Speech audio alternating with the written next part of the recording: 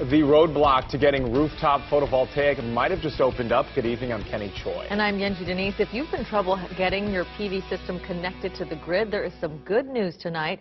KITV4's Brenton Awa live from the newsroom to tell us why. Brenton. Yenji, just this afternoon, the Hawaiian Electric Company and the Public Utilities Commission, that's the group that regulates HECO, reached an agreement. Both the chair of the PUC and the president of HECO sat down and hashed out 4 points of action. Now, this is in response to HECO's holdout on approving potential customers' PV systems. They're supposed to take care of you here in line. They told us that in a letter in October of last year, that those in the queue will be taken care of, will be connected. That's Randy Iwase, the new chairman of the PUC. He says the commission's got its hands on HECO and reminded the energy giant that it needs to keep its customers' best interest in mind. At least they cannot tell anyone out there anymore that we're not going to connect because we have a case at the PUC. They can't do that. 4 points were agreed upon moving forward. The first is that the PUC isn't going to respond to HECO's latest motion. The company wanted the commission to approve a lower buyback rate. That's the price HECO pays to purchase electric back from its customers.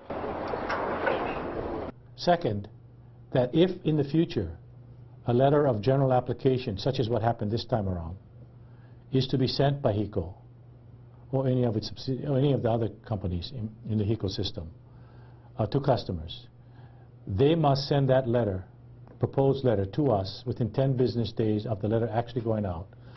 The agreement also means that HECO cannot delay nor deny applications unless there's a serious safety issue. Solar advocates say this is great news.